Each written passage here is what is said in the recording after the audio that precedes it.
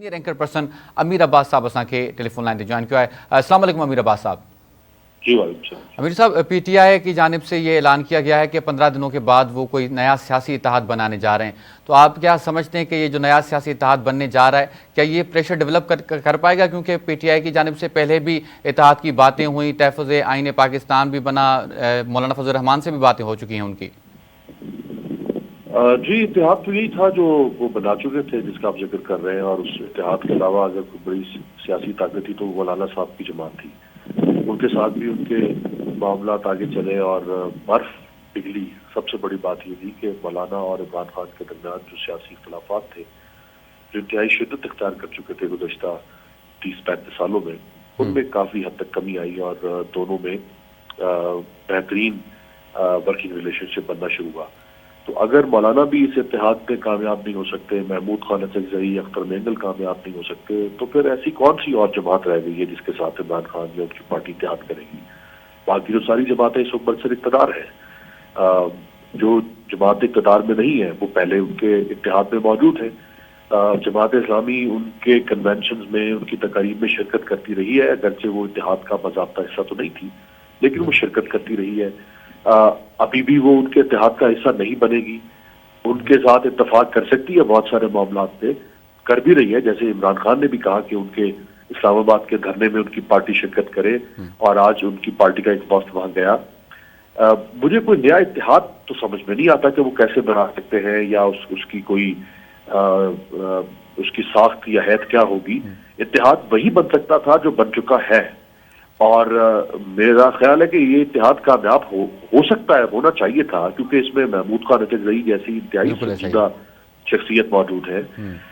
اس میں راجہ ناصر عباس جو M W M کے سربراہ ہیں وہ عمران خان کے ساتھ کھڑے ہوئے ہیں، وہ انتہائی سنجیدہ معتبر شخصیت ہے۔ اس کے علاوہ اور کون سی جماعت ہو سکتی ہے جو ان کے اتحاد کو کامیاب کرے یا جو ان کے سیاسی اہداف حاصل کرنے میں مدد کر سکے؟ یہی بڑی سیاسی طاقت تھی، اگر یہ ناکام ہو سکتی ہے تو پھر تو ان کے ساتھ کوئی نہیں چل سکے گا۔ اچھا امیر عباس صاحب، ہم نے دیکھا ہے کہ اب ٹیمپو جو پروگریسو تھا پی ٹی آئی کا وہ تھوڑا سا نیچے آ گیا ہے۔ پی ٹی آئی بانی بھی کہہ رہے ہیں کہ فوج اپنا نمائندہ مقرر کرے، مذاکرات ہوں، دوسری جانب پھر یہ اتحاد بنانے کی باتیں ہو رہی ہیں، تو کیا یہ حکومت پہ پریشر ہے یا اسٹیبلشمنٹ پہ پریشر بنانے کی چکر میں؟ نہیں، حکومت کی تو کوئی ایسی توقعات نہیں ہے۔ حکومت تو عمران خان کو آج اب باہر نکال دیں، یہ جو 10-11-12 جماعتوں کا ملغوبہ ہے، یہ اپنے ساتھ 36 جماعتیں اور بھی شامل کر لیں تو عمران خان تو ان کو رونتا ہوا گزر جائے گا، اس کی اتنی سیاسی طاقت ہے۔ تو حکومت کی تو کوئی حیثیت اوقات نہیں ہے عمران خان کے سامنے۔ ہاں، اسٹیبلشمنٹ ضرور ایک ایسی طاقت ہے کہ اب جس کا معاملہ یہ ہوتا ہے کہ چونکہ وہ ہماری فوج ہے، ہمارے ادارے ہیں، ہماری ان کے ساتھ ایک وابستگی ہے، ان کی ایک ساکھ ہے، ان سے کوئی براہ راست لڑنے کا اعلان کر نہیں سکتا، نہ ان سے لڑ سکتا ہے، ان کے پاس طاقت بھی ہے اور لڑنا چاہیے بھی نہیں، کیوں ان سے لڑا جائے۔ بہرحال ان کو یہ احساس کرنا چاہیے کہ اگر وہ کہیں ماضی میں غلط تھے، جس کا اعتراف خود جنرل قمر جاوید باجوہ کر چکے ہیں، انہوں نے اپنی مدت مکمل ہونے سے پہلے ایک عوامی تقریب میں اس بات کا اعتراف کیا کہ پاکستانی فوج یعنی اسٹیبلشمنٹ وہ سیاست میں مداخلت کرتی رہی ہے اور اب ہم نہیں کریں گے۔ بالکل ایسا یہ تو انہوں نے خود اعتراف جرم کیا تھا۔ تو اسٹیبلشمنٹ ہی سے ان کا ایک سیاسی اختلاف چلا رہا ہے عمران خان کا، جس کا وہ کھل کے اعلان کر رہے ہیں کہ اسٹیبلشمنٹ ان کی پارٹی کو توڑ رہی ہے، اسٹیبلشمنٹ اس حکومت کو لا کے بٹھا چکی ہے، اسٹیبلشمنٹ اس حکومت کے ساتھ ہے۔ تو اسٹیبلشمنٹ ان کا ہدف تو ہے اس وقت، اس میں کوئی دو رائے نہیں ہے، اور انہی پہ وہ دباؤ ڈالیں گے یا انہی سے مذاکرات کریں گے۔ دیکھیں، ایسا نہیں ہوتا کہ آپ کسی ایک چیز پر کسی ایک چیز کا اگر آپ اعلان کریں تو پھر آپ اسی پر قائم رہیں۔ سیاست پیور سائنس نہیں ہے صحیح کہ جس میں 2+2=4 یا پانی کا بنانے کا فارمولا یہ ہے یا نمک جو ہے وہ سوڈیم کلورائڈ سے بنتا ہے۔ یہ سوشل سائنس ہے۔ سوشل سائنس میں کوئی چیز حرف آخر نہیں ہو سکتی ہے۔ سوشل سائنس کے جو فارمولے ہیں وہ جامد نہیں ہوتے ہیں، وہ فلوئڈ ہوتے ہیں، اس میں آپ مینوورنگ کرتے ہیں، اپنے ہدف تک پہنچنے کے لیے آپ کہیں نہ کہیں کبھی لچک لاتے ہیں، کہیں سختی کرتے ہیں۔ تو عمران خان اگر آج یہ کہتے ہیں کہ اسٹیبلشمنٹ کے ساتھ بات وہ کرنے کو تیار ہے، کیونکہ شکایت ان کو اسٹیبلشمنٹ ہی کو ان سے شکایت ہے نا، بالکل ایسا ہی، جن کو ان سے شکایت ہے وہ انہی کو کہیں گے نا کہ ہاں اگر آپ کو مجھ سے پرابلم ہے تو میں آپ کے ساتھ بات کر لیتا ہوں، حکومت کو تو ان سے کوئی شکایت نہیں کہ حکومت تو یہ دیکھے نا، یہ تو ایک غیر آئینی اور غیر قانونی حکومت ہے فارم 47 کے تحت اگر دیکھا جائے.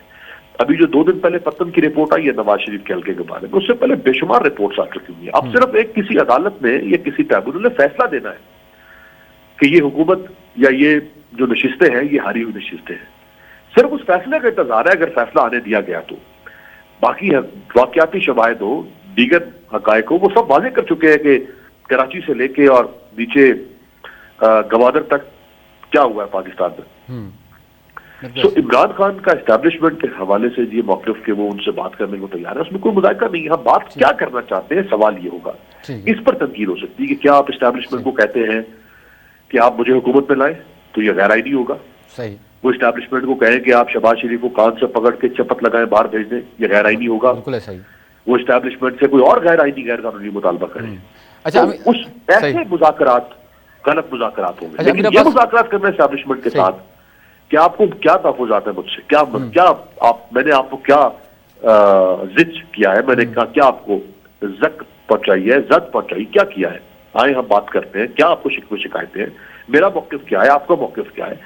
یہ ڈائلاگ تو کوئی مذائقہ نہیں ہے. ڈائلاگ تو ابھی اسرائیل اور فلسطین کے آپس میں ڈائلاگ نہیں ہو رہے. یہ قطر میں کیا ہوتا رہے، طالبان کے مذاکرات نہیں ہوئے امریکہ کے ساتھ قطر میں. اتنی دو ایکسٹریم پاورز، دو، ایک قاتل ایک مقتول، وہ بیٹھ کے مذاکرات کرتے ہیں، دنیا میں ڈائلاگ کرتے ہیں. تو اسٹیبلشمنٹ اور عمران خان کیا مطلب، ان کو آپ طالبان اور امریکہ تو نہیں بنا سکتے نا. وہ بہرحال اس ملک کی دونوں حقیقتیں وجود رکھتے ہیں، ان کی حیثیت ہے. تو ڈائلاگ کرنے میں کوئی مذائقہ نہیں ہے. ڈائلاگ کس مطالبے کے لیے کیا جا رہا ہے اس کے اوپر بات ہو سکتی ہے. یہ دیکھنا ضروری. اچھا، اسد کیسر صاحب بھی کہہ چکے ہیں کہ ہم دسمبر میں جو ہے وہ حکومت بنانے کی پوزیشن میں. تو آپ کیا سمجھتے ہیں، یہ صرف اپنے پولیٹیکل پاورز کو انگیج کرنے کے لیے، اسٹریٹ پاور کو انگیج کرنے کے لیے کہہ رہے ہیں، یا ان کو بھی کہیں سے اشارہ ہے، وہ پر امید ہیں کہ معاملات بہتر ہو جائیں گے؟ نہیں دیکھیں، اشارہ تو نہیں ہے. بہرحال ہوتا یوں ہے کہ سیاستدان اپنے مورال کو ہائی رکھتے ہیں. صحیح. وہ کمزور بھی ہو تو وہ یہ نہیں کہتا کہ میں کمزور ہوں، وہ ہار بھی رہا ہو تو وہ یہ نہیں کہتا کہ میں ہار رہا ہوں. الیکشن میں 5-6 امیدوار، 7-8 10 امیدوار ہو، کیا ان میں سے وہ امیدوار جس کے 10 یا 20 یا 100 ووٹ نکلتے ہیں، کیا اس نے بھی کبھی کہا کہ میں ہار رہا ہوں؟ نہیں، وہ بھی کہتا ہے میں جیت رہا ہوں. وہ بھی کہتا ہے. ایک امیدوار ہوتا ہے جو 1.5 لاکھ ووٹ لے رہا ہے، ایک امیدوار ہوتا ہے جو 150 ووٹ لے رہا ہے. وہ 150 والا بھی یہ نہیں کہتا کہ میں ہار رہا ہوں، وہ بھی الیکشن والے دن باہر نکلے گا، وہ بھی اپنا پولنگ ایجنٹ کھڑا کرے گا. سیاستدان اپنا مورال ہائی رکھتا ہے، اپنی ٹیم کا مورال ہائی رکھتا ہے، اپنے ووٹر سپورٹ کا مورال ہائی رکھتا ہے. وہ یہ نہیں کرتا. اب یہ تو نہیں حاصل کر دے گا جی بس ہم 5 سال تو ہم اقتدار میں نہیں آ سکتے، ایسا ہی ہے، دفتروں کو تالے لگا دیں، گھر جا کے بیٹھ دیں. ایسا تو نہیں ہو سکتا نا. بالکل ایسا ہی ہے. وہ تو ہر دم یہ کہیں گے بس ہم کل آئے، بس دیکھیے گا ہم آج شام پہنچے، بس دیکھیے گا ابھی اگلے لمحے ہم آئے کیا ہے. انہوں نے اپنا مورال ہائی رکھتا ہے، اپنی پارٹی، اپنے ورکر کا، سپورٹر کا، اور انہوں نے اپنے مخالف کے ساتھ ایک اعصاب شکن جنگ لڑنی ہے. انہوں نے اپنے مخالف کے اعصاب توڑنے ہیں. یہ ہر سیاستدان کرتا ہے، ہر سیاسی جماعت کرتی ہے. تو یہ کوئی ایسی بات نہیں ہے. وہ ان کو بھی پتا ہے کہ وہ دسمبر میں نہیں آنے والے، وہ بھی جانتے ہیں، اور ہمیں بھی پتا ہے کہ وہ دسمبر میں نہیں آنے. جب تک اس ملک میں 1 پیج ہوتا ہے تو کوئی دسمبر 1 پیج ختم ہو تو دسمبر ستمگر بنتا ہے. 1 پیج اگر برقرار رہے تو پھر ہر دسمبر باہر بن جاتا ہے. تو وہ نہیں آنے والے دسمبر.